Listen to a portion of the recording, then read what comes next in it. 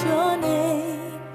Though darkness falls all around, I will praise your name. I will praise your name. If I forget what I found, I will praise your name. I will praise your name. For you are faithful, Lord, you lift my head. You're my provider. You're my strength and joy. I'll trust you, Lord. I'll worship you. I love you, Lord. I'll honor you. Lord, I will lift up my soul. I will praise your name. I will praise your name. If I feel lost and alone, I will praise your name. I will praise your name. Though I may labor in vain, I will praise your name. I will praise your name. Through all the heartache and pain, I will praise your name. I will praise your name. For you are faithful, Lord, you lift my head. You're my provider. You're my strength and joy. I'll trust you, Lord. I'll worship you. I love you, Lord. I'll honor. I will trust you, Lord. I'll trust you, Lord. I'll worship everything I say. I love you, Lord. I'll honor you.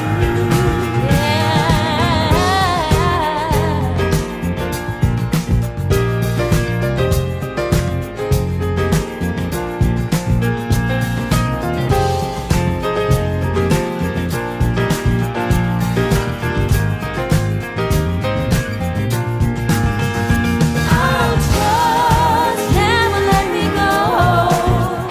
I'll worship, never let me down.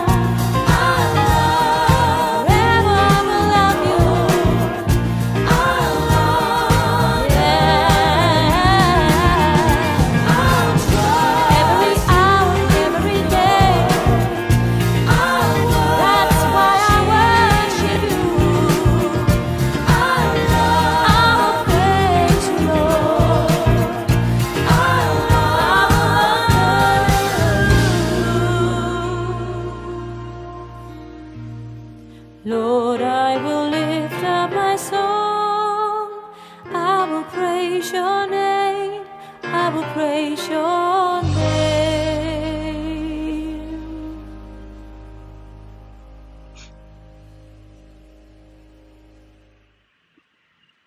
Hallelujah. Let Lord Jesus Christ shine forth. Good morning, good afternoon, good evening, wherever you are joining us. Welcome to another live stream with DCCI Ministries. We do hope that you are all well, as well as you will enjoy the evening, because we are traveling all the way to state and meeting with Dr. Cynthia, who is going to talk to us about marriages in Islam. There are lots of different version of marriages. If you kind of thought there is only one way, tonight we will be hearing there are actually many different ways. Before I kind of introduce our guest, can I just gently encourage those of you who are joining us in the live chat, please, if you want to get my attention, put @ in front of DCCI Ministries. That will get my attention. and please get my attention in the intention of what we are discussing. So topic is confusing Muslim marriages. So if there is anything you doesn't make sense to you, or it is not clear, you need clarification, or you need to urgently ask question, those are the moments we would encourage you to put @ in front of DCCI Ministries. As well as always, please do not abuse the chat. Don't do what Muhammad did to Aisha. Be gentle, be kind, and don't copy and paste the same thing again and again and again. It is not helpful to anyone. As always, do not share anyone's personal details in the chat. That includes email addresses, phone numbers, people's home address, and all other personal things. And can we just do a quick sound check with our guest? Peace of Christ be with you, sister. The peace of Christ be with you, sister, and viewers. Sister, can you just tell me in 20 seconds, what is your favorite biblical passage? Wow. You have to pick one. I put together some of the ones that I find most blessing, and I call it like a morning mantra that I say to myself every day. And it starts with, give thanks to the Lord, for he is good. His love endures forever. And from that, we can just build to trust in the Lord, to look for the good things he's going to do for that day, and for him to fill us with his spirit and live a life of love. So those are some of my favorites. Thank you very much, sister. And that was enough for us to get quick confirmation for the sound. And thank you very much for everyone who confirmed in the chat that sound was good. So, Dr. Cynthia, I'll kind of start with Dr. Cynthia. I think as the time goes on, I will be calling you sister. Do forgive me if that is not how you wanted. That's perfect. My understanding is that you head up, or you are behind a YouTube channel called Christians from Muslim, as well as you are a retired physician who has got decades of experiences to reach Muslims on evangelism, engaging with the churches, as well as dealing with Muslim background believers. Can you just quickly tell us a little bit about yourself and your ministry? Sure, sister. Thank you. Yes, I work now with ChristianFromMuslim.com and Christian from Muslim YouTube channel.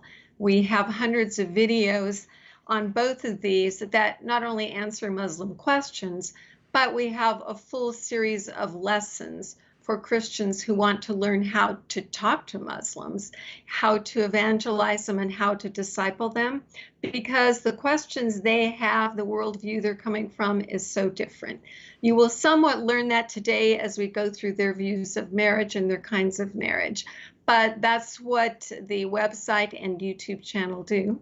As far as myself, I was raised with a lot of concern for missions and a lot of internationals, so I decided to become a missionary doctor. But right out of my medical training, I started working in America with immigrants here, and I mostly work here in America now with Muslims, also Hindus and Sikhs, although I have some done overseas. And I have experience working with women from at least 20 Muslim countries. And that's how I've heard their stories. I've walked with them through their problems. And some of that I'll be sharing here today. But of course, not personal details or accurate names or photos of them.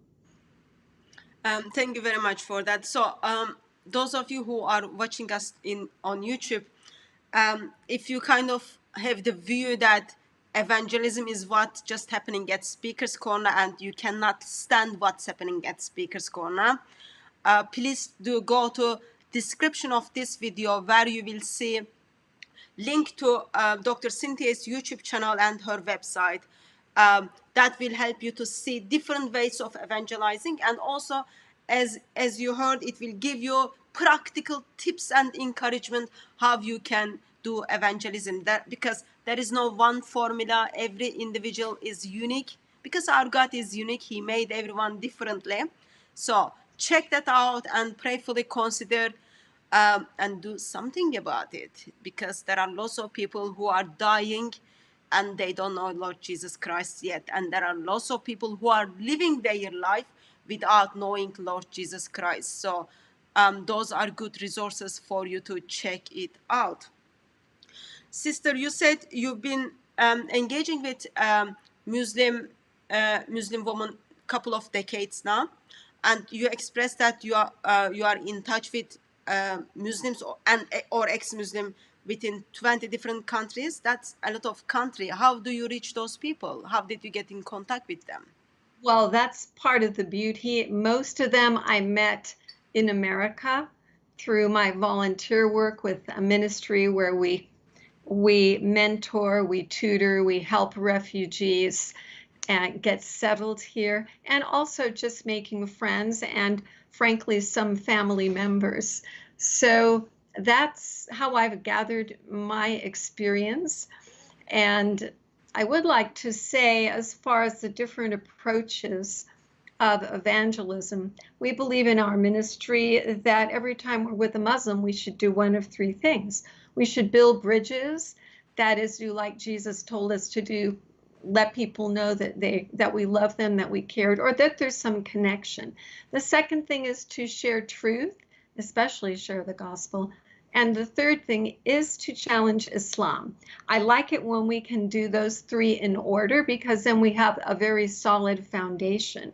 But as an evangelist who trained me, Brother E from Palestine, said to me, unless Muslims really know that Islam is wrong, they're not going to have the strength to leave Islam. It is such a totalitarian way of thinking, has such a hold on them.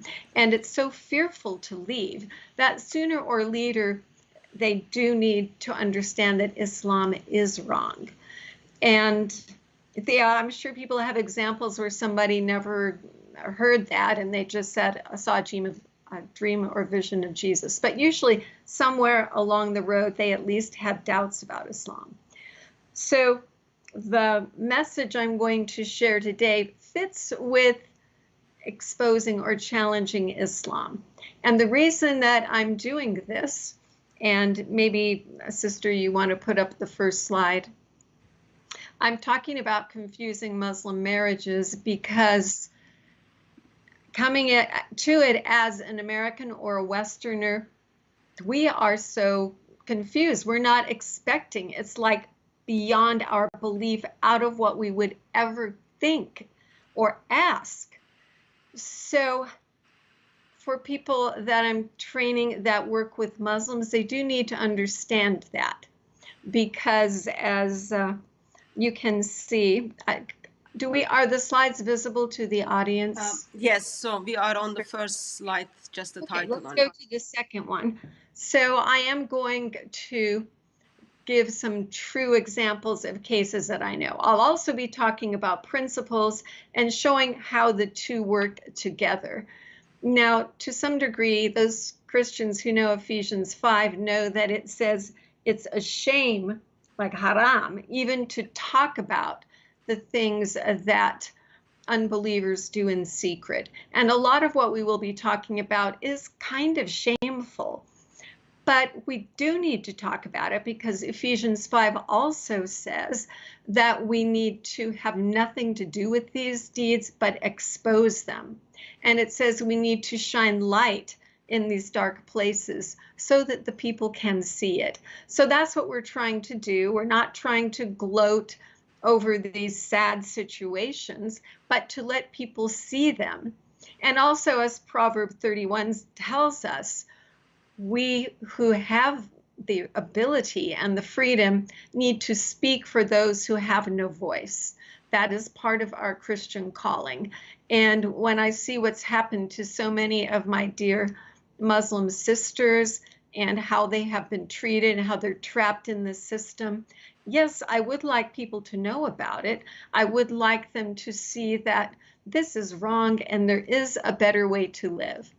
And there are many examples in the past of where Christians have done this, for example, with sati in India, where they were burning wives alive. There are a lot of things that, praise God, have changed now because the light was shown into that darkness and it was exposed. So that's what we hope to do today. And we hope that by the time we're done, you will feel a little less confused. Or maybe you will be confused and startled thinking, well, I never even thought of that. So let's go on to the next slide that will show us some of the topics that we will cover today. Yeah, before we move to the next slide, Sure. sorry, sister.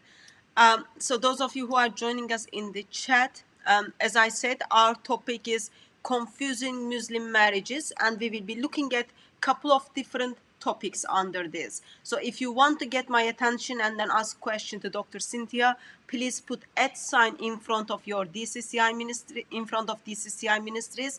I will pick that up and ask the question as we go on. Intention is not like, this is already confusing topic. Intention is not to cause more confusion. Intention is to make sure things are clear in your mind.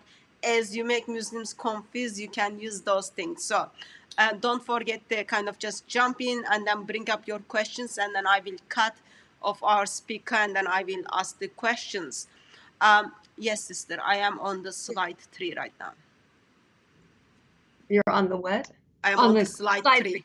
Yeah. So I'm not going to read all of these, but I just want our viewers to see these are the topics that we plan to cover. We may not get through all of them in the next hour or hour and a half, but you can see it's quite a list.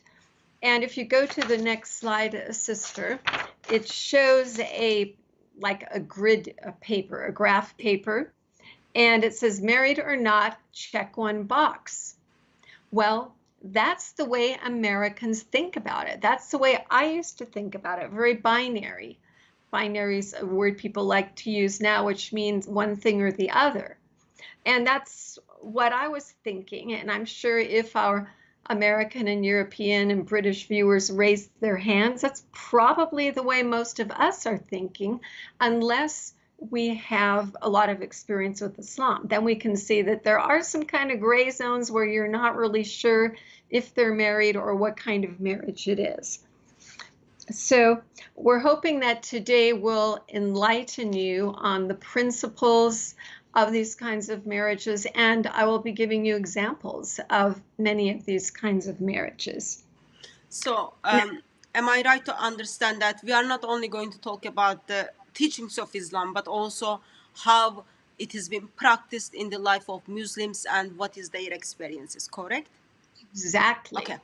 That's what's so important, I think, about this presentation, because many times you might hear, well, Islam says this, Islam says that. Or you might pick up a Quran or a book of the Hadith. You can see we have them on our shelves. And you might think, oh, that was just happening back then. But one of the main things I like to teach my students in Islamic seminars, in churches, online, wherever I teach them, is that these practices we see are related to principles. So I like to try to tie together how the principles of Islam relate to the practices. Most of them are not cultural, except as cultural arose from Islam. So I can give you some examples of what happened in the time of Muhammad, but also I can give you examples of what's happening now and how it's hurting people from Islam and how that is actually carrying over now that we have so many Muslims in the West and impacting Westerners as well. So, does the next slide say sacrament or contract? Or does it say married or not? Married or not. Okay, so that slide talks to you about how the binary thinking, but in Islam it's not so, and we hope to enlighten you. Now the next slide should talk about sacrament or covenant. And I wanted to start out with this because Christians, and by that even I include Westerners that come out of these nominally Christian cultures, and Muslims are approaching marriage from an entirely different basis.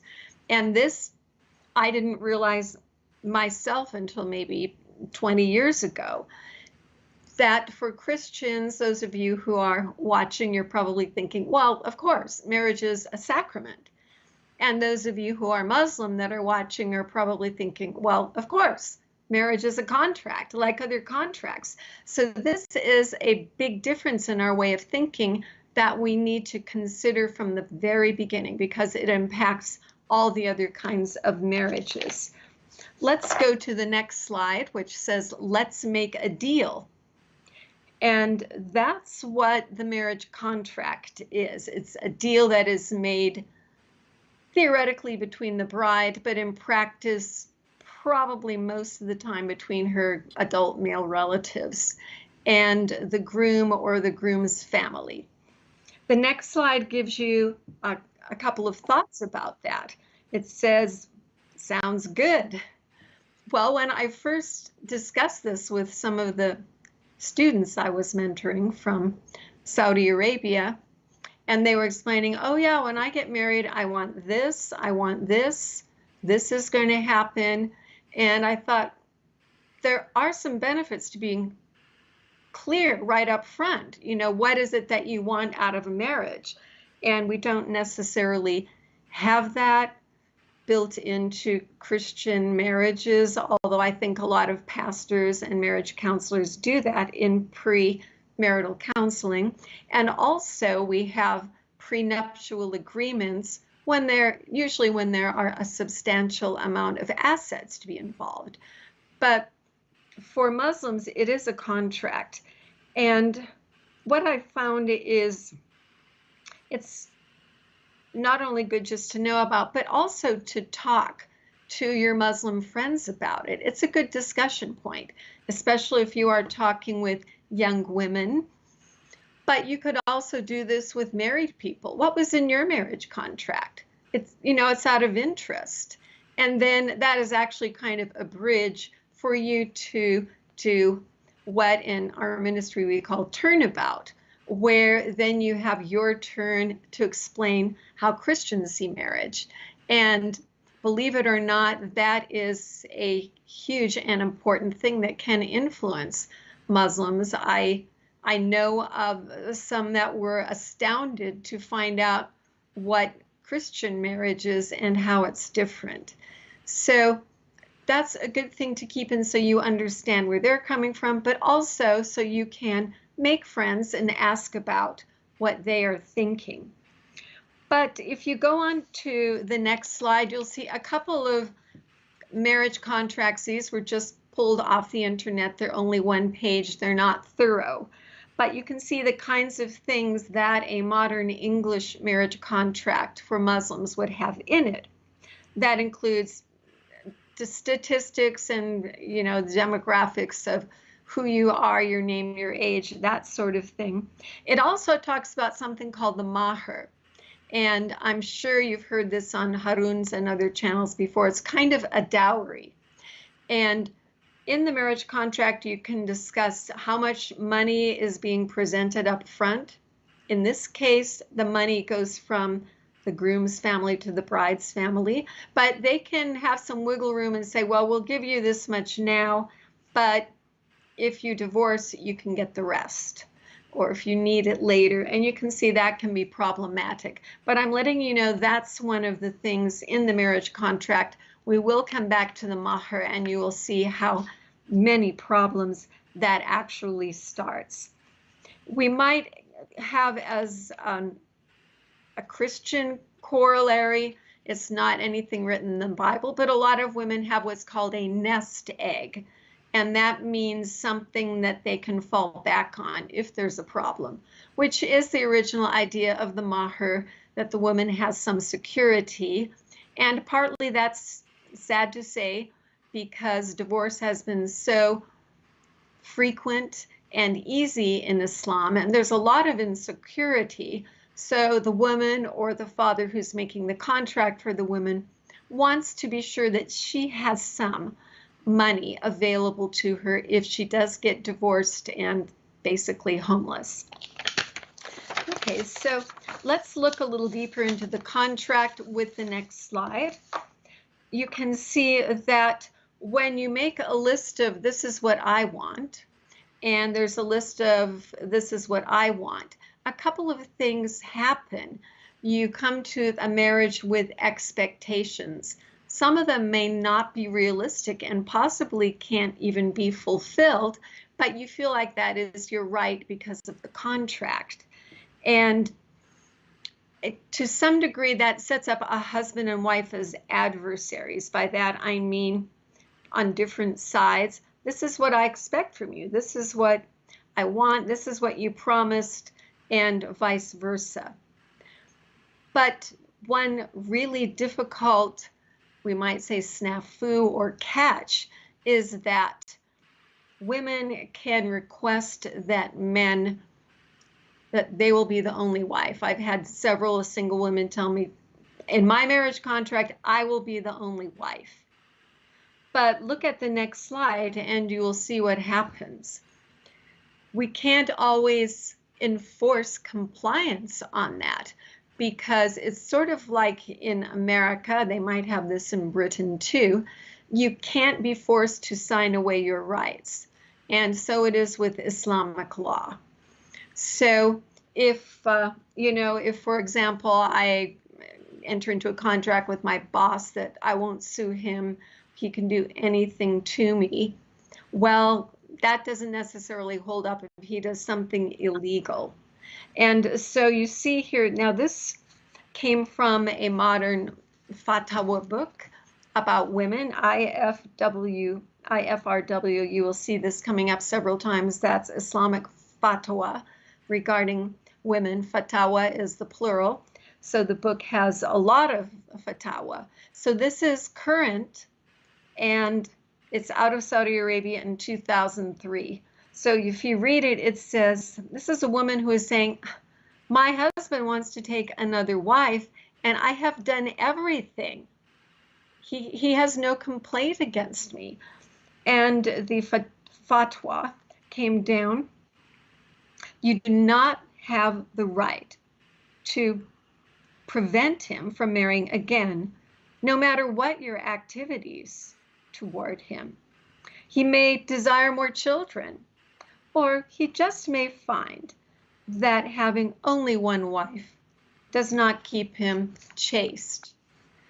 So you can't really question his motives. If he wants to do it, even if he's signed it, tough, So women going into marriage from the West need to realize, no, he can't sign away any of his rights in Islam, which, although he may tell you, but when you look at Surah 33, verse 33, and you have to be in seclusion, you can't leave the house, and the commentaries will say things like, yeah, you can't leave the house, you can't have friends in, all these crazy things.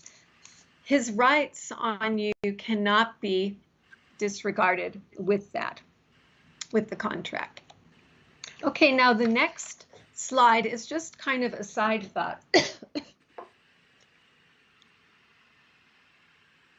It talks about even former Muslims can have a problem with this.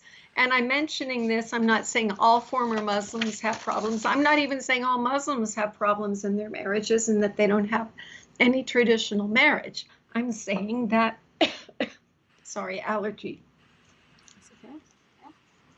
This concept is really difficult to dispel, even in former Muslims.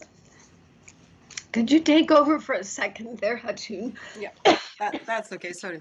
So there are a couple of questions actually coming up in the chat regarding what is the mahr when gift or so-called money is given to woman in before marriage starts, or what is that money actually for? Is that money for we are gonna build our future together? I'll give you a little bit so you do the saving, or is that money traditionally known as given in the intention that he will have access to her private part? So there are some questions on this in the chat. And also, sister, I can't see you. When you feel ready, just jump in.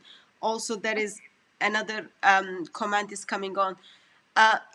Do we know a little bit more details on what kind of informations in that marriage contract?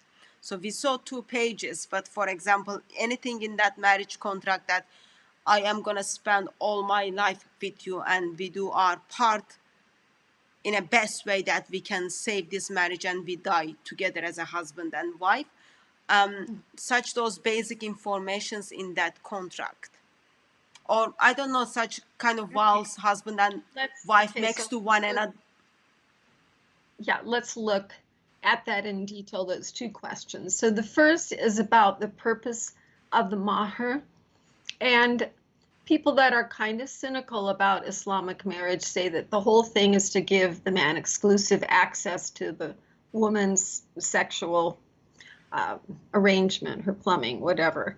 So there is that kind of very gross way of looking at it, and that this is payment for it, almost like you would get in other settings.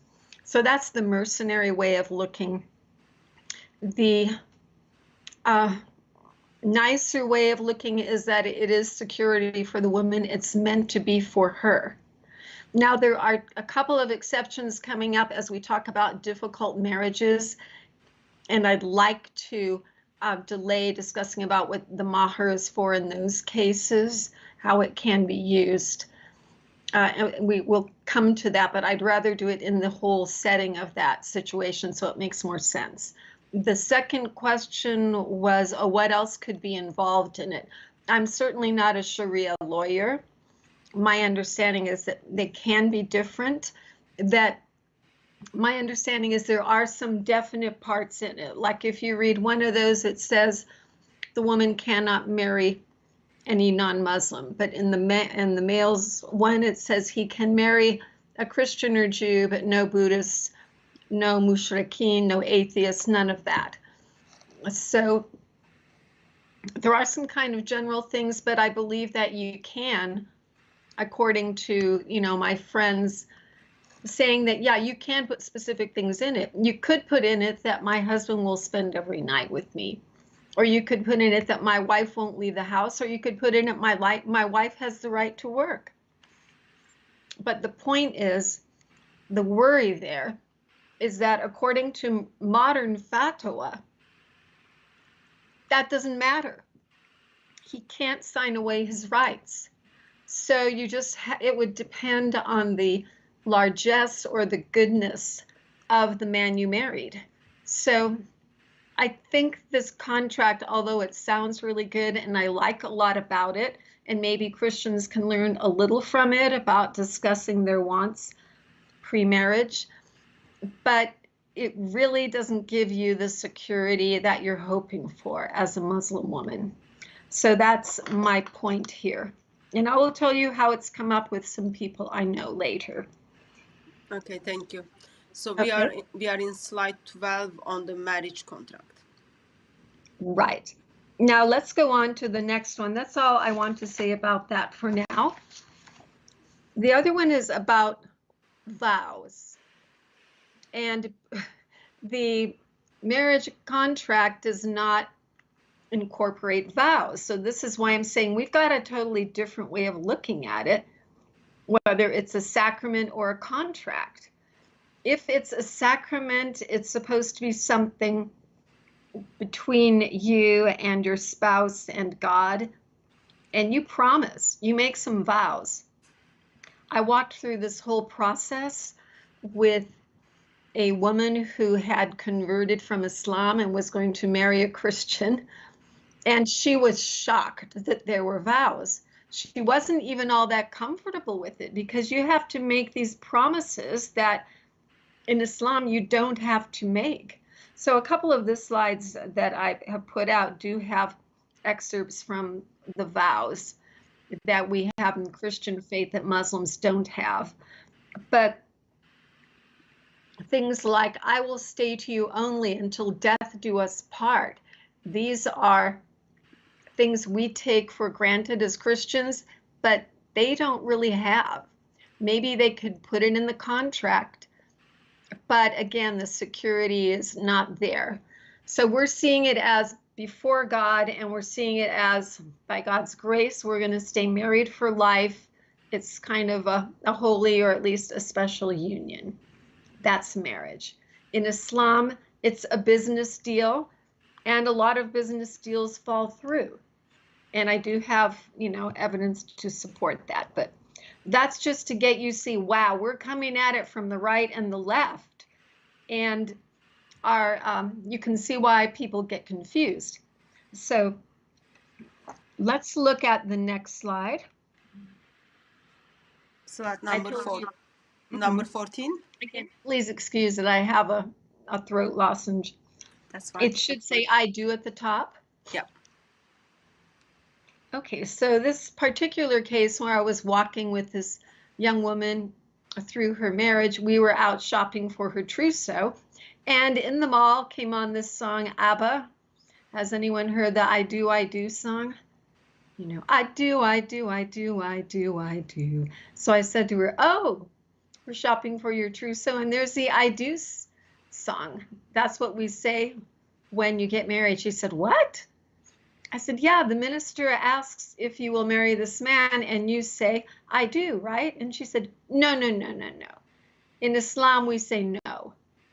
Now, I'm not saying that this happens in all Muslim marriages, but in her particular, shall we say, subculture at least, which I don't think is totally unique, she said, as you see there, the first 2 times you're asked, you are supposed to say no, because it's polite and modest. Well, the Bible says, let your yes be yes and your no be no. So we don't do that coy thing. If the minister says, do you take this man to be your lawfully wedded husband? You say, I do. So that is not necessarily a huge thing, but it is confusing. I'm explaining that because it's part of the marriage ceremony that is confusing. Now, the next slide talks about a procession. Some of you may have been to Muslim weddings, or you've seen pictures of Muslim weddings, and you know that the traditional ones have the women in a separate room and the men. And usually the paperwork has been signed elsewhere by a sheikh, and then they're having a party. Well, this was an interesting one. A woman wrote in to the Saudi clerics and asked, is it okay if we have a wedding procession like the Americans do? And the answer was, no, you can't do that. It is not allowed to have a wedding procession with the groom being with the bride among the women during the wedding party. And it says the groom would be too shy. I thought, the groom is shy. So that's just an unusual fatwa that I threw in because it talks about a wedding ceremony difference. So those of you that are close to Muslims, walking with them through marriages, or those of you who are marrying a Muslim, or you're a former Muslim marrying an American, just be ready for a lot of surprises. There were a lot of shocks and surprises in this situation that I walked through. Okay, let's go to the next topic. Are there any questions on that, Hatun? Just a quick practical questions on the picture we've got on the screen regarding the man and woman. So woman is wearing lots of makeup, and also she's got henna on her hands. Yes. So I understand that henna is very common in Islamic marriages where woman has lots of in her body. Is that correct? And why there are lots of makeup? Is that allowed in Islam? Obviously, this picture is from a certain culture. And as far as the henna, yes, I've heard that too.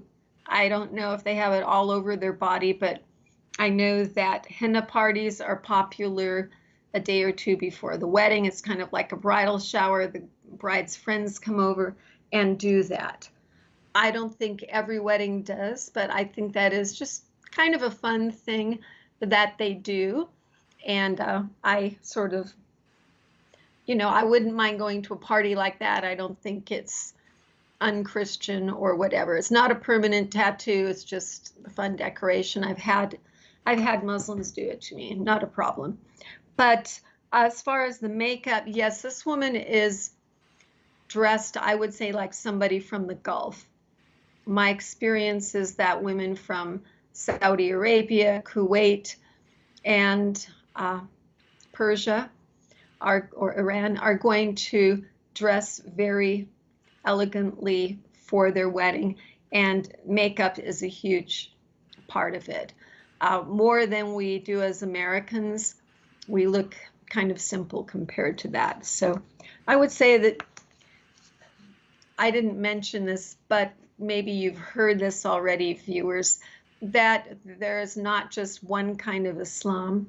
There are many kinds of Islam, many kinds of Muslim women as far as cultures.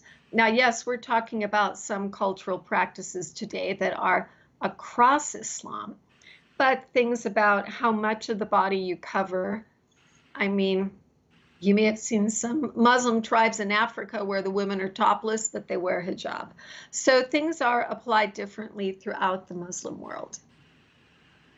Okay. Okay, thank you very much, sister. Next slide is about Muslim-Christian marriage. This actually came up. If Muslims are allowed to marry Christians, yet they cannot marry with pagans, does that not make Christians monotheists? But I'll let you to kind of make a comment on it as we go. Does it make Christians what? Does this make Christians monotheist? Well, So yes. Islam. Yeah. I know. Either that's a very simple question or it's a complex question. We're saying that, Muslims think we're shirk, that we have three gods, many of them, but perhaps that's inconsistently applied because they do consider Christian and Jewish women to be monotheist enough to marry. And a couple of those reasons will come up here if we go to the next picture. But just here you see rules and risks. So we're going to talk about the rules and risks with Christian-Muslim marriage. We do have a whole video on our lessons page for the website, Should Christians Marry Muslims?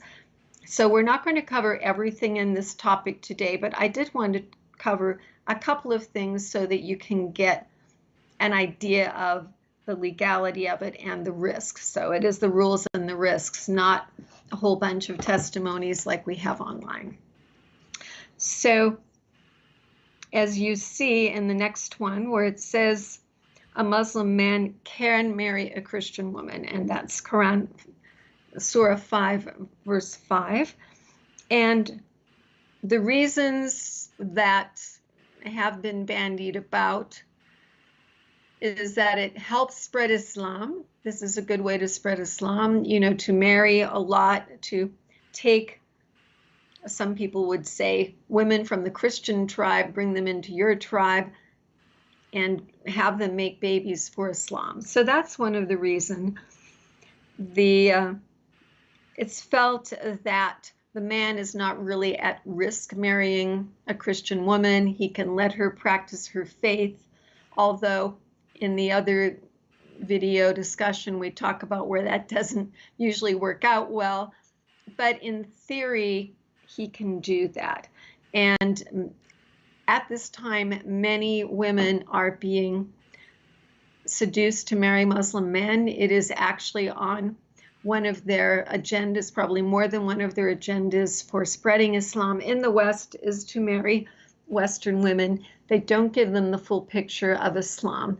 Of course, they're thinking of Christian mostly in nominal terms, but sadly, even some true Christians can fall into this trap when they're greatly courted and told, I love you. I will let you worship the Lord. I'm not coming against that. I just want to be part of your life.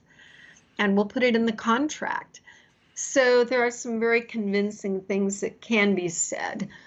And the main thing against it, of course, is that we should not be unyoked to unbelievers.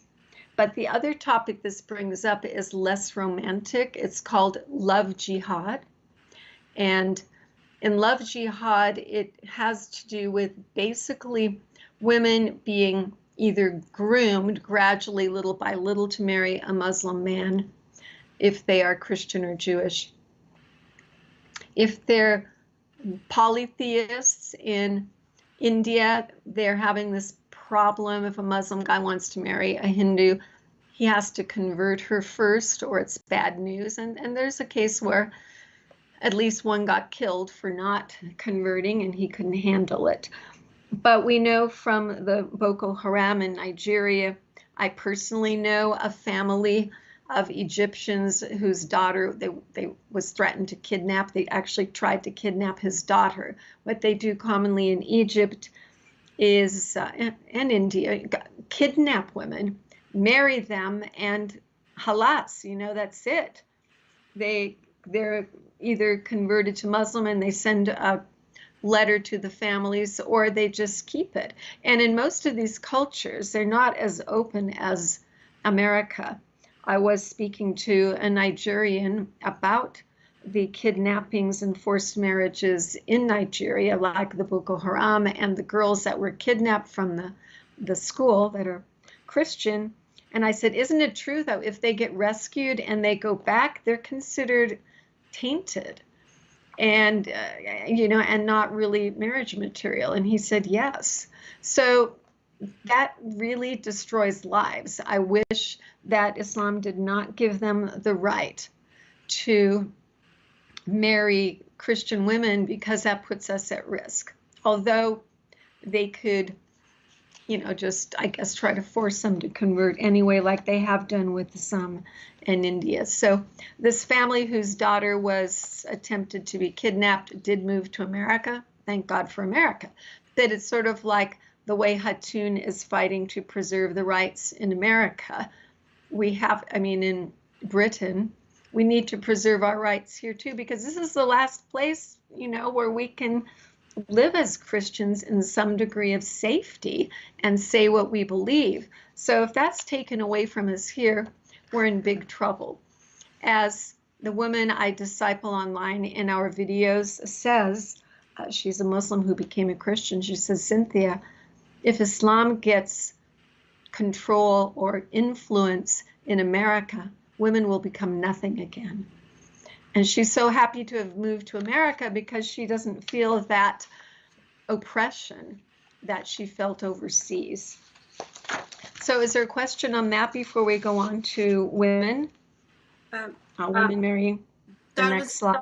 There was a question on, I'm hearing echo from your side, but there was a question on, we haven't come to that topic yet, but on the divorce on Christians, I think I will bring that up as we move to that part of your presentation. There is a question on, can Christians get divorced if there is the domestic violence? But I will bring that up when you kind of talk about halal marriage or others. Right. Okay, so then just to mention about women on the next slide, women do not have the right to marry non-Muslim men. That's in the Quran, Surah 2:22. The thinking here is that she should not be under the power of an infidel. It just goes without saying in Islam that the women are under the authority and control of a man. So if she's under the control of an infidel, that wouldn't be acceptable. Of course, we don't like it the other way around either, with her under the control of a Muslim, but this is the Sharia we're talking about, the Muslim law. And also by her not doing that, it keeps Islam from spreading. If she marries out of the tribe of Islam, it wouldn't spread Islam. And they feel it's just so undesirable. So that goes all the way back to the beginning. Now, the next slide actually talks about what happens if a Muslim or former Muslim does marry a Christian man. And I do have an example of this. So one of my Muslim contacts actually, yeah, I can mention, this was said by the Kuwaiti woman I disciple online. She said it's considered fashionable now, even desirable for a Muslim woman to marry an American, could be a Brit too, but he does have to convert to Islam. So there's, within the last few years, there has been a lot of rumble about this. And if you can get an American guy to marry you, that's a bit of a cachet, of a feather in your cap. It's good. But he needs to at least nominally convert. But look at the next slide. Since it is forbidden in the Quran, if he hasn't converted, you need to get that marriage annulled as soon as possible. And if it is found out that she knew he was not converted or that he was an infidel or a Christian, then she will face what they call legal punishment. So she is going to get punished. And if the groom converted to marry her and they find out it wasn't a sincere conversion, he gets his head chopped off. That's what it says. And this is again from Islamic fatwa regarding women. So there are risks, and that's why what I wanted to talk about in this, not all of the ramifications and should it happen, just what these risks are of marrying. Okay, now this leads to the next problem, which if you turn the slide, you will see is marriage validity. And this is something that I have faced, people I know have faced. And I'll give you a couple of examples because some marriages are recognized here, but not there, overseas. Some marriages are recognized overseas, but not here. And then we have Christian marriage, which is here, there, and everywhere. We're always married. It doesn't matter what country we're in or what planet we're on. We have just continue, our marriage is stable. It's a sacrament. It's not a contract. So you don't think about which country honors that contract. But let's think about two situations. One is, what if you are overseas and you are a second wife? And I do know a case like this. I was talking to a woman about one of her relatives who was a second wife, didn't like it, felt she wasn't having a good opportunity, and might want to come to America to live and get married here. Do you see the problem? She's married over there. She's a second wife. But so far, praise God, we don't accept that in America. So what do we do in America? I mean, how do I advise someone like this? I'm just sharing with you some of the complications I've had. Do we bring that woman here and just not tell anybody she's married over there because it's not valid here? It's bigamy. I mean, that's one of the things I've faced. Whoa, how do we do that? Especially if the husband is difficult, beating, restrictive, won't give a divorce, whatever. Now, the second kind of problematic marriage is one that I call here, but not there. And that's the sort of marriage where a Muslim woman or a former Muslim woman marries an American who's not a Muslim, maybe he's a Christian, but he'd be considered an infidel. And I do know one Muslim woman who married here who told me a couple of times, when I go overseas, my marriage isn't valid. And really, guys, I think that she believes it, even though she was married in the United States according to our law. But this idea of the marriage contract is so stable that now she is overseas and the question is, okay, in that country, they don't recognize a marriage to an infidel. So not only could she marry again, her family could force her for marrying again, to marry again, and it's just really uncomfortable. This is the kind of thing that when I went through it with these people, I'm thinking Americans would never think of this. These are just beyond our thinking. And that's why I want to bring it to your attention. Are there any questions on that? No, we can continue. We can continue, sister. The next slide is also talking about married or not, but this is about uncertainty. The other one was married or not validity, which marriages are legally valid. This is certainty. And this can also be very confusing. One of the young women I was working with said, when I asked if she wanted to meet, my husband is visiting this weekend. But then not long later, she said, oh, I'm getting married this summer. I'd like you to come to my wedding overseas. And I was thinking, you told me your husband is here. So I did ask other friends, what does that mean? Is she married or not? And the best we could come up with is that in Islam, because you do have signed paperwork, and then also there is the party component. Remember, it's not like the procession where the groom goes down and it all happens together.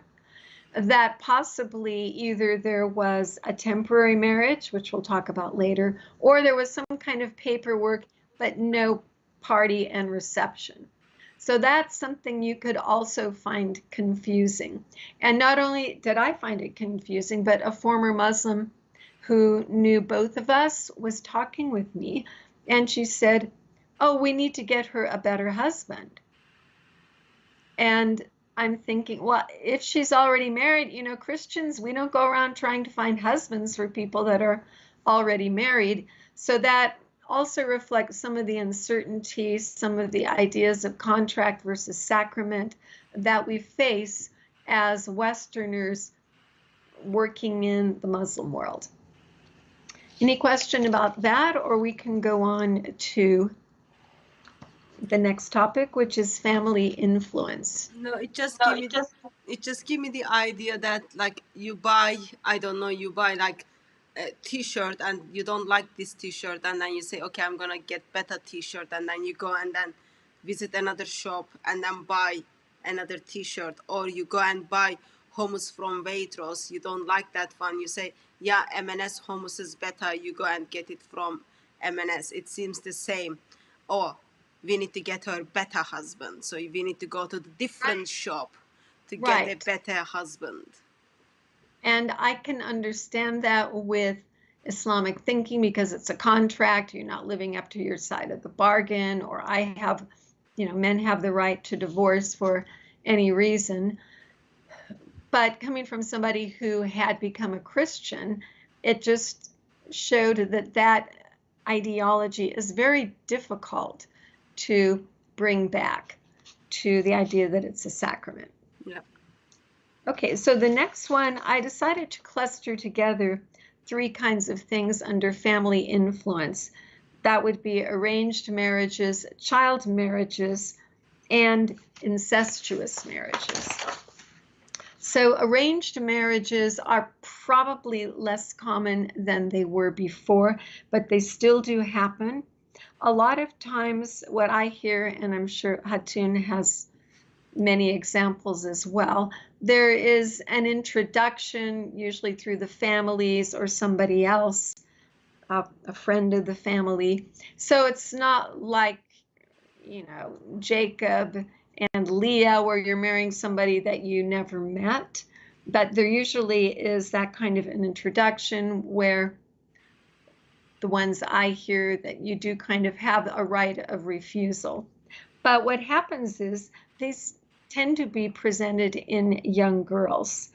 And this is part of the women's rights issue that really concerns me, because families often encourage young girls to be married. There is a city in the United States that's predominantly Muslim. You probably have this in areas in Britain, but they take the women or the young girls out of school at 14 because they're marriageable age, and they try to find spouses for them. So that kind of goes over into the area of child marriage.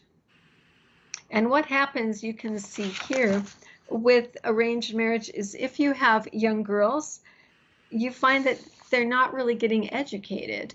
And in Islam, you need to have children if you're a decent wife. So they start that right away, and these young women get trapped. Okay, even if they could get divorced, what are they going to do if you're 14, you haven't graduated from high school, you're not qualified for anything, you're tied down with a bunch of kids?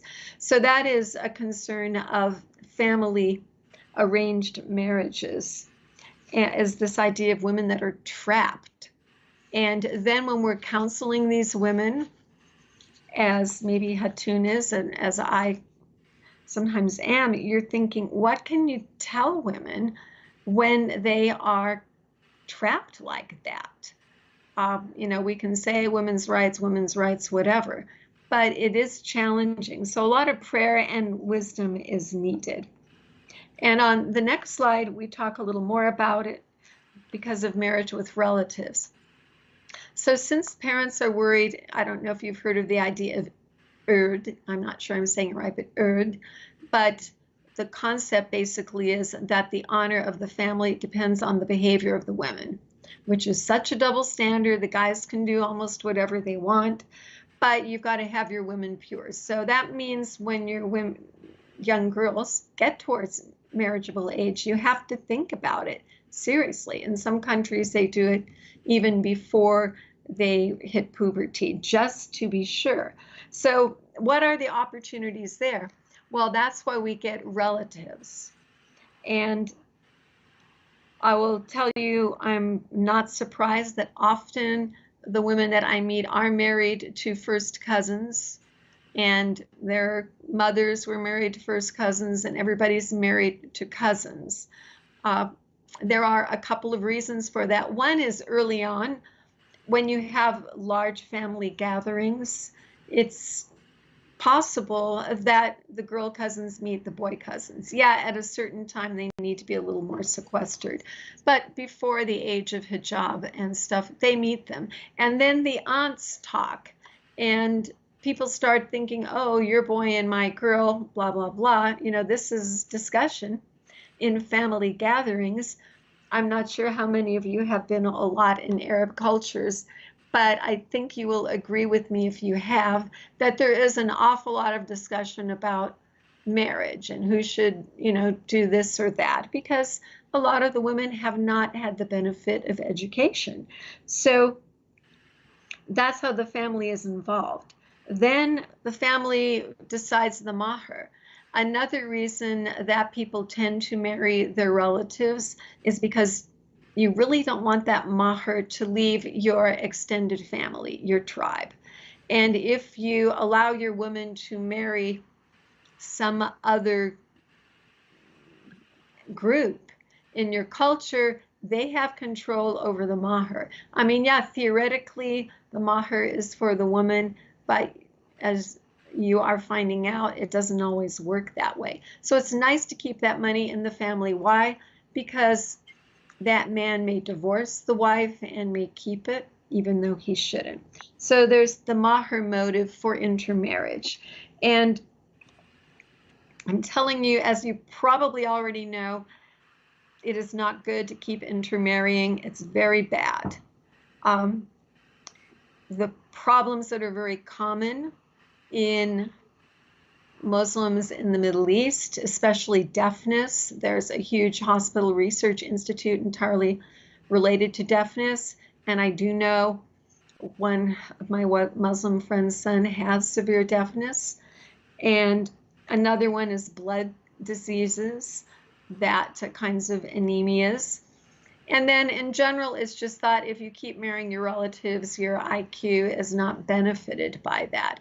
So it really is a problem, all of this family influence as far as marrying the women young, that keeps them bound. Then they have children. If you go into any Arab communities, between all the birth defects and the wars, you're going to see a lot of disabled kids. And that's something I tell people that work with Muslims is expect to see disabilities, expect that every family has somebody in it that's disabled. And we need to have a heart of compassion for that. So any questions on that? Just I'm hearing echo from this side. I don't know what you've done in that side, but just a couple of quick comments. In the arranged marriage, it is still seen and also practiced. Yes, in some part of the Western world, that family or someone introduced people or families who they intend to get married. And in those meetings, potential husband and potential wife never, I don't know, never went to cinema together, never take a walk together, or never sat one-to-one to have conversation or discussion. It's always been in the crowd. Sometimes like all they know about their faces about each other. Also, we do still have examples where in the arranged marriage, family arranged everything, husband and wife get to see one another on the night of wedding. That's like still can be seen. Also, one of the things I noticed in the is this all one from one person? Is this all from one person? yeah. Okay, because that's two issues so far. I would like to respond to, or do we need to have all three if we can remember them? Go ahead.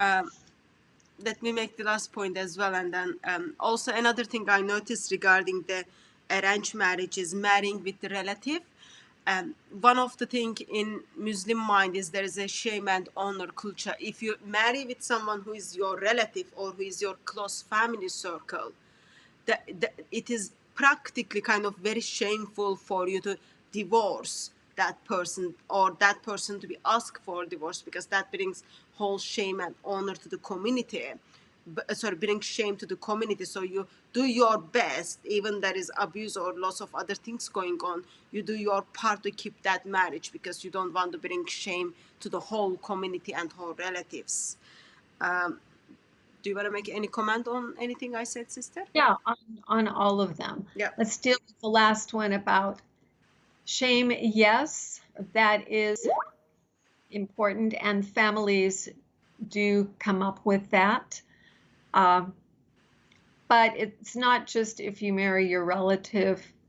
One associate of mine in her first marriage, her husband was beating her so badly, she was purple, she didn't think she could handle it. And her family told her, stay married to him. We don't want the shame if you don't. So I think that's used for everybody.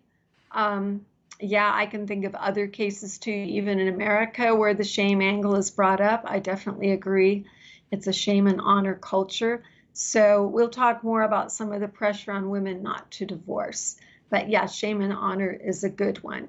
As far as these other arranged marriages they're talking about, these must be in things like very restrictive microcultures that are not typical of the West. We think maybe of the Amish or some cults, possibly some branches off of Mormon cults and other things, but it's no way typical.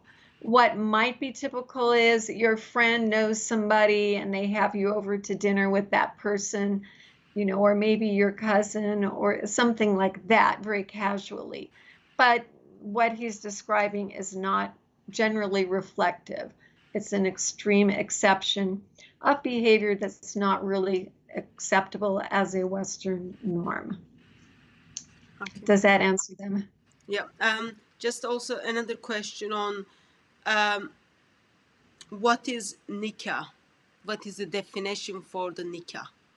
Yeah, we haven't really gotten to that yet. Okay. So, and I know you dealt with that a couple of days ago too, I think, or was it a couple of weeks ago? But yeah, uh, that is a term that the Quran uses for marriage. Modern people will say it's actually kind of the curse word, like the F word, but that is what was used. Now, my trying to give the benefit of the doubt to the situation, I look at Shakespeare or the old translations of the Bible and how usages of words have really changed. So, now if we call something Joaz or a marriage, they use a different word. But yeah, they do use the word nikah in some of the marriage contracts, etc. I don't like to say that word much because modern Arabs are kind of like, ew, don't say that, like I don't like to be around people using cursing words, but that is in there. We'll Okay. talk about some kinds of that later. Okay. But We can move to child marriage if you okay, so want. let's go to child marriage. You can see that this is already part of what we've discussed with relatives marriage, because usually it's the parents that are working on the child marriage. So the main reason we have the biggest problem, which is the marriage of young children, is because we know from the two ways really. We know that Muhammad did it, and whatever Muhammad did is good forever, which I think in a way can be used as a strong argument against Islam. Wouldn't God know that it wouldn't always be great to marry young children and to have people doing it?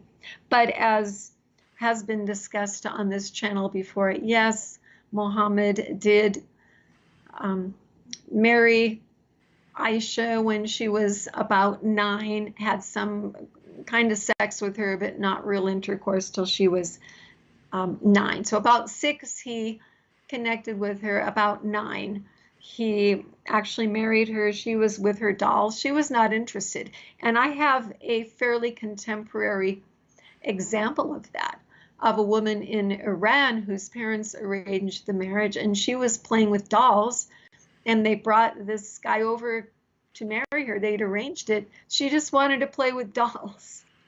And he said to her, "You don't need to play with dolls. I'm your husband now. Like, I'm your new toy." That's just not really consoling to a young girl, but that is one of the examples I have of things that have happened. Now, we do need to point out with this, because Muslims will try to deny it, or they will say, oh, that's just the hadith. We need to point out that in Surah 65, verse 4, it gives the rules of how to divorce women that don't have their periods. And also in the books of Fatawa, for women, it talks about them. In the Sunni books, I have the Shia book back here talking about how to divorce your prepubertal wives. So this is not only with Muhammad, it's still valid in the Sharia, which I am not happy about. And if we look, we see that if we talk to students, younger people coming here, we'll find out that a lot of their mothers were in this situation of an underage marriage. Now, there is a little good news, and that is that Egypt is one of the countries who has signed on to a bill of African children's rights. They have signed against underage marriage, which is less than 18. I don't know how many countries have done that. But as we know, with the people who signed the UN Charter for Religious Freedom, this doesn't always get followed anyway. So, yeah, okay. We do have public examples. We can see online pictures of old men. You think they're with their granddaughters. It turns out that they are their children. There was a really good movie, but kind of depressing. Don't watch it when you're having a low day, called Osama, about Afghanistan and the child marriage there and child porn rings. It's really heartbreaking. But it shows that is something that was going on in their culture. So it's going to be harder to get to remote villages in Afghanistan, perhaps, than in the big cities in Cairo. So let's go on to the next slide, which gives you 3 examples. I did give you the doll swap marriage deal example in child marriage. And then these are 2 other ones from families of women I know that told me what happened to their mother. The first one was the double deal trick. And this is where the families are arranging things. And there was a brother in a family who wanted to marry a woman. And they cut out a deal where the young woman in that family would first marry this undesirable guy in the other family. I think he was slightly retarded. But the double deal was, have your daughter marry him, and then we will let our daughter marry your son.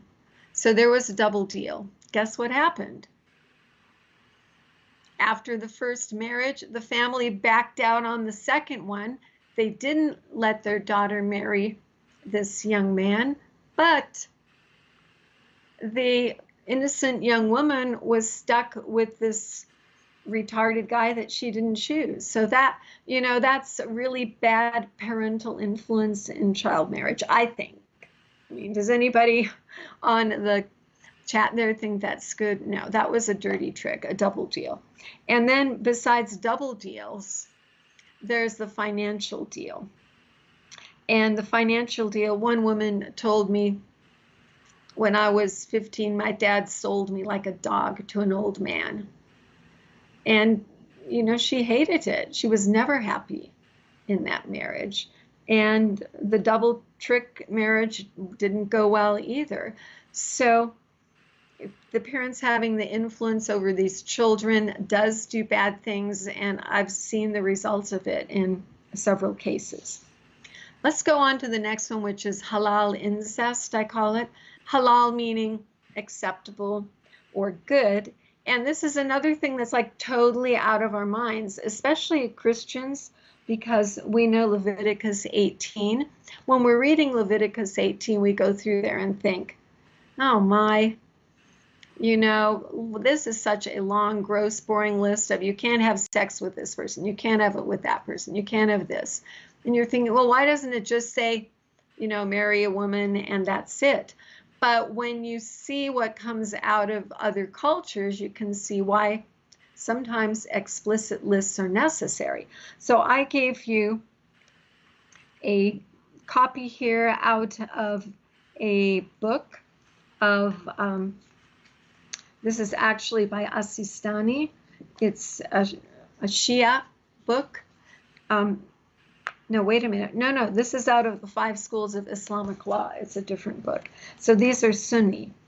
But it says that Shafi and Maliki schools, there are multiple schools in Sunni, mainly 5 big ones, consider a man marrying his daughter born of fornication as permissible, and also marrying his sister, his son's daughter, his daughter's daughter, his brother's daughter, his sister's daughter, because they are legally strangers, which means that they don't inherit. So you can marry anybody who's not really inheriting. This is like, to Americans, this is one of those, what? A man can marry his daughter as long as he wasn't married to the woman that he made her with? That's kind of shocking, you know, because there are a lot of, I mean, I can think of a case right now where that could happen, and you can marry them young. It's almost like you could breed up your own wives. So that's pretty bad. Also, as far as not marrying sisters, we know we can't do that in the Bible. And we've already talked about how these close marriages are resulting in birth defects. And this sort of thing certainly won't improve it. They didn't mention in this list the daughter-in-law which, as you know, with Muhammad and Zainab, that he encouraged his son to divorce her so that he could marry her, and now adoption is illegal. But it comes into this category of what Christians would consider incest and what Muslims consider halal or acceptable. Okay, so do we have time here to go through temporary marriage? So we've been live approximate 1 hour 20 minutes.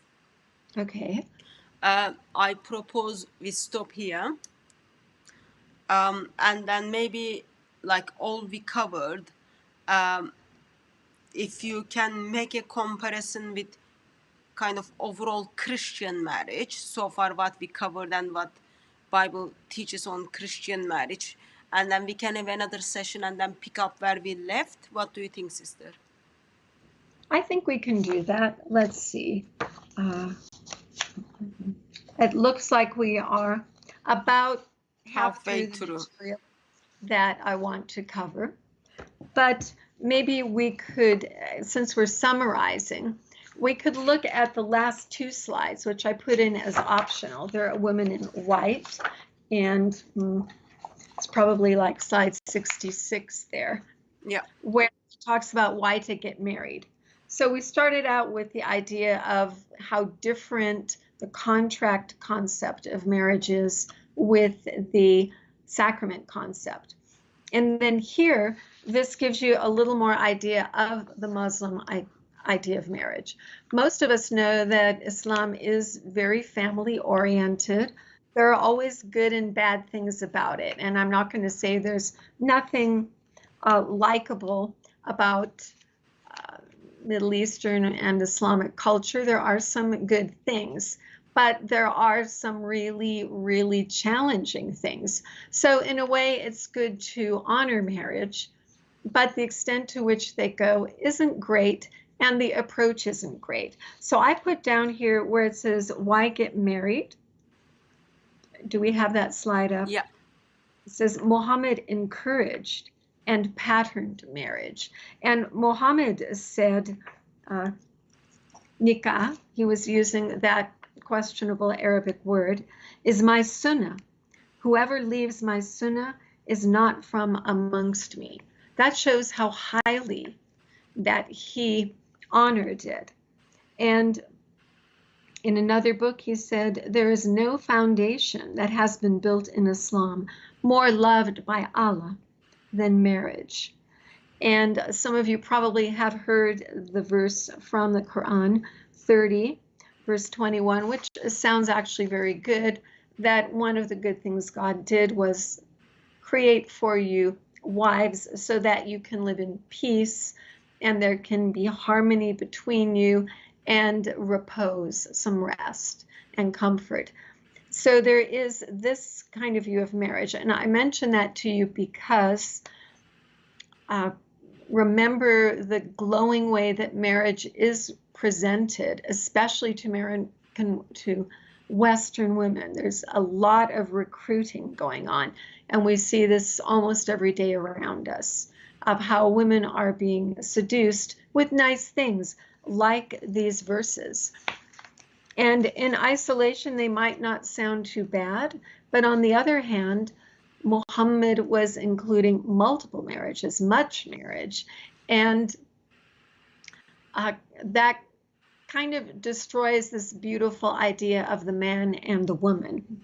And I would quote from you also one other modern thing from the fatwa of Islamic fatwa regarding women.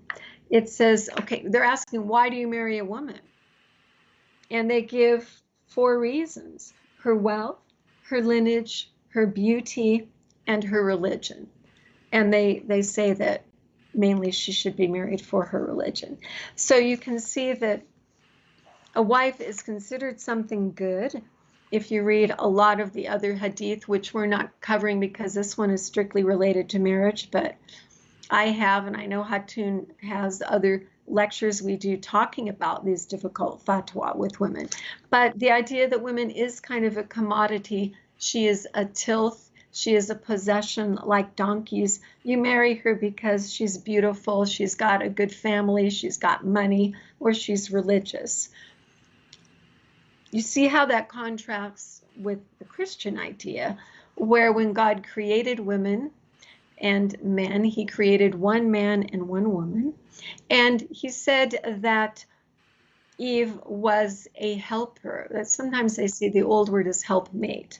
The other is a suitable helper. And people can interpret that from a wild variety of ways.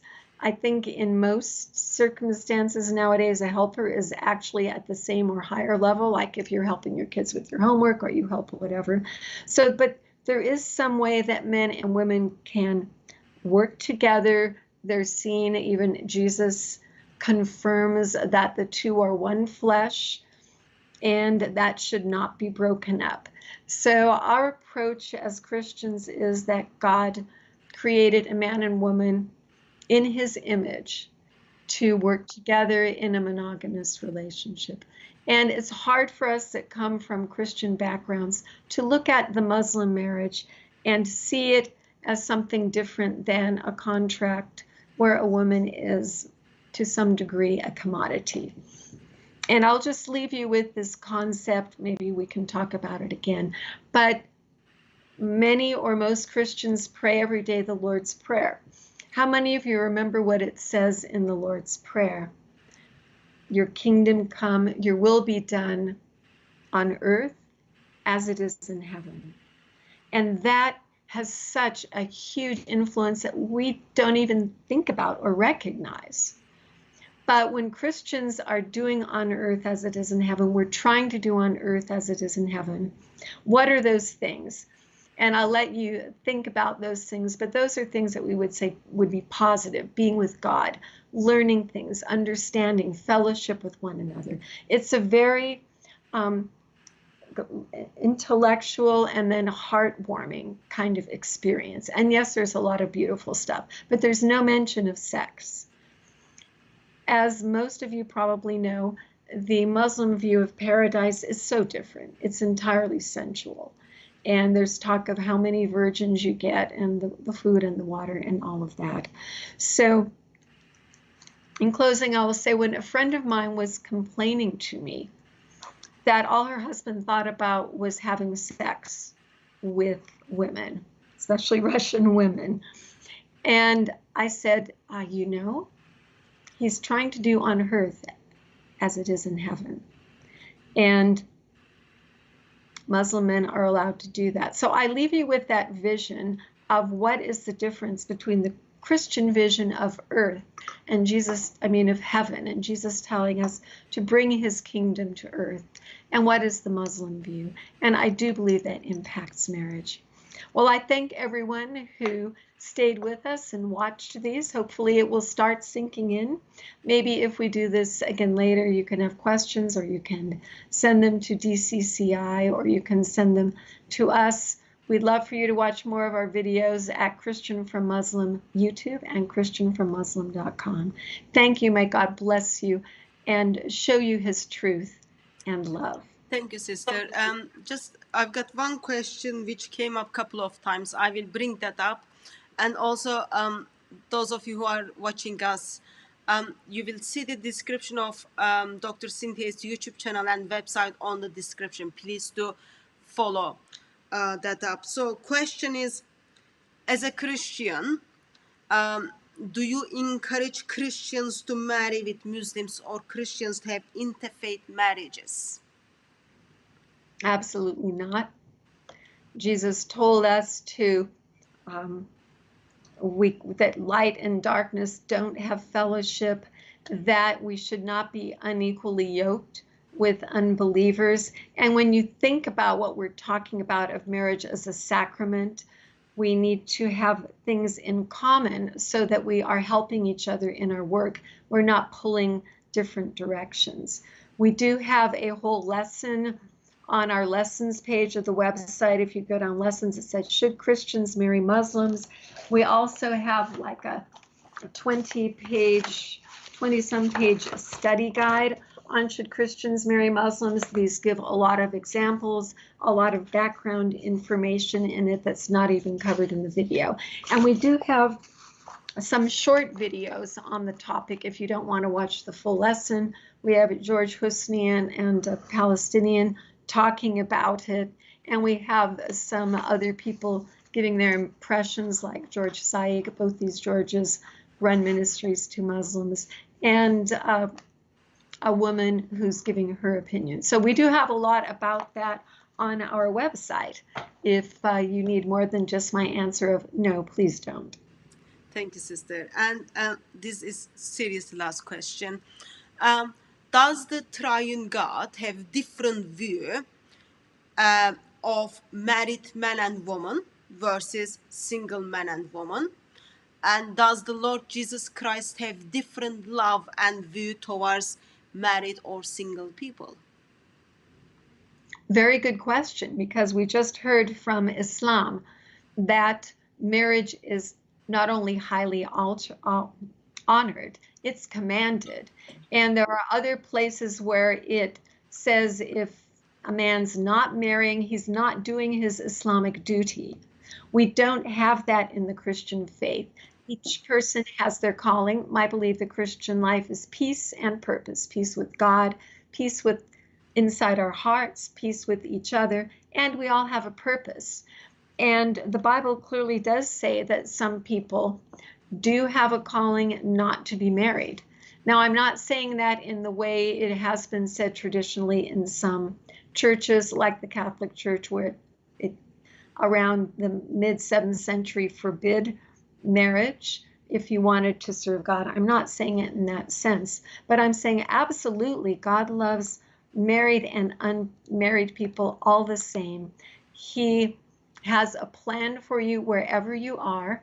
As Dr. Francis Schaeffer used to say, it's almost like a chessboard, and each one of us have things we can do. And God puts us in that area for the game he's playing. It's also been called in a book, The Sacred Romance. God has a place for us by the romance, kind of like an adventure or a story. And every one of you have a position in it. Don't worry if you aren't married. You can pray that God loves you. He will provide what's best for you. And if you are married, God can use you in that situation too, even if it's not an ideal marriage. So wherever you are today, viewers, God loves you and has a wonderful plan for your life. Thank you very much, sister. So overall, yes, Islamic marriage and Islamic relationships are so confusing.